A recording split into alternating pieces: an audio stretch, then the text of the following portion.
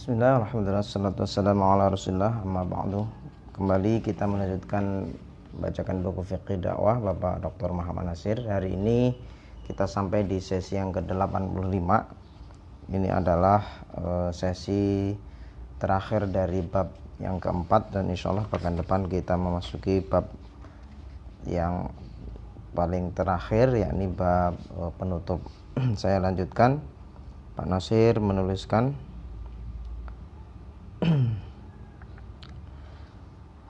di halaman 289, segala macam akan bisa tersuak kecuali kalimatullahi hiyal ulya dan pembinaan umat atas dasar kalimat itu. Oleh karena itu akhlak adalah sokol guru bagi pembangunan umat.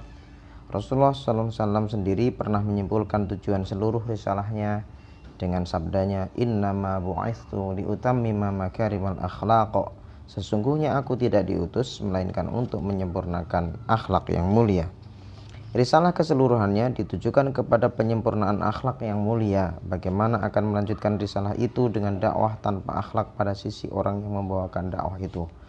Tanpa akhlakul karimah tak akan ada uswah yang baik, tak akan ada lisanul hal yang menarik, tak akan ada hajrun jamil, cara perpisahan yang indah, tak akan ada qaulun sadid, kata yang lurus dan tepat keluar dari hati yang murni, tak akan ada mawaddah fil qurba, hubungan rasa yang ikhlas mesra, dan dengan demikian tak akan ada hikmah. Yang akan mungkin ada hanyalah kecerdikan mempesona orang banyak, hampa dari jiwa iman dan takwa. Dan dengan demikian yang akan mungkin ada pula ialah semacam hiburan untuk umum, selama yang berpidato berdiri di atas mimbar, sebagaimana hiburan yang dapat dihidangkan oleh sandiwara komedi Istanbul selama para pelakon bermain di atas panggung sebelum layar diturunkan. Tetapi bukan dakwah bil hikmah, bukan dakwah lillah. Akhlakul karimah adalah tiang tengahnya dakwah. Akhlakul karimah adalah tiang tengahnya dakwah. Tidaklah pula suatu masyarakat itu menuntut supaya mubalighnya harus seperti seorang malaikat. Mereka pun maklum bahwa mubaligh mereka bukan seorang nabi yang maksum. Yang diharapkan oleh mereka ialah supaya penuntun mereka itu memelopori mereka dalam perbuatan untuk menegakkan amal ma'ruf yang dianjurkannya, mendahului mereka dalam menjauhkan diri dari kemungkaran yang disuruh jauhinya, mendahului mereka dalam menegakkan akhlak dan moral yang tinggi. Menegur Allah Subhanahu wa taala dalam Al-Qur'anul Karim, ata'muruna an-nasa bil birri wa tansawna anfusakum wa antum tatluna al-kitab afala ta'qilun. Ini para dai Allah Subhanahu wa taala ingatkan, adakah patut kamu menyuruh manusia berbuat kebaikan padahal kamu lupakan dari diri kamu sendiri, sedangkan kamu membaca kitab agama kamu? Kalau begitu, apakah kamu tidak mau mengerti? Surat Al-Baqarah ayat 44. Yakni apakah kamu tidak mengerti bagaimana seharusnya menjalankan tugasmu?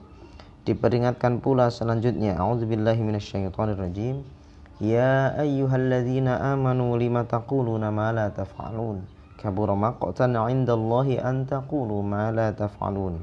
Wahai orang-orang yang beriman, kenapakah kamu berkata apa-apa yang tidak kamu kerjakan?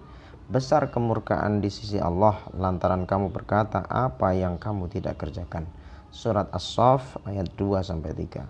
Yakni bila kamu tidak kerjakan bermacam kebaikan yang kamu sebut-sebut anjurkan itu, nyatalah bahwa belumlah cukup bila seorang pembawa dakwah baru hanya membawakan ilmu dan membawakan hikmah dalam arti cara-cara mempergunakan ilmu itu. Sekali lagi ini Pak Nasir mengingatkan kepada para dai bahwa akhlak termasuk adalah hal yang sangat penting, harus menghiasi setiap perilaku para dai. Nabi Ibrahim alaihissalam berdoa, Rabbana wa ba'ath fihim rasulan minhum yatlu 'alaihim ayatika wa yu'allimuhumul kitaba wal hikmata wa yuzakkihim innaka antal azizul hakim.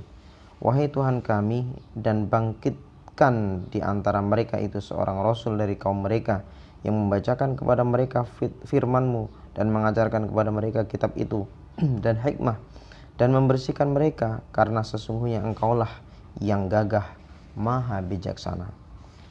surat Al-Baqarah ayat 129. Doa Nabi Allah Ibrahim alaihissalam telah terkabul dengan diutusnya Rasulullah Muhammad SAW yang membawakan kepada umatnya ilmu, kitab, hikmah dan tazkiyah, pembersih rohani yang memancarkan akhlakul karimah. Maka kita berdoa kepada Allah yang Maha Karim, semoga umat kita ini senantiasa dikaruniai ilahi para pembawa dakwah yang selaku ahli waris nabi-nabi, memiliki ketiga unsur risalah itu pada diri mereka, ilmu, hikmah dan tazkiyatun nafas, dalam kadar setinggi mungkin yang dapat mereka miliki sebagai manusia mukmin yang mukhlis, sehingga mereka sanggup menebarkan benih-benih tersebut sebagai penawar hidup ke dalam tubuh umat Islam dari masa ke masa. Amin. Baik, demikian kita sudah selesai sampai bab yang keempat ini. Bab yang kedua tentunya dari dua bagian besar buku ini, tentang bagian pertama prinsip-prinsip dalam Islam dan bagian kedua adalah cara mendakwahkan Islam oleh para dai. Insyaallah besok kita lanjutkan pada bab penutup. Barakallahu fikum. Assalamualaikum warahmatullahi wabarakatuh.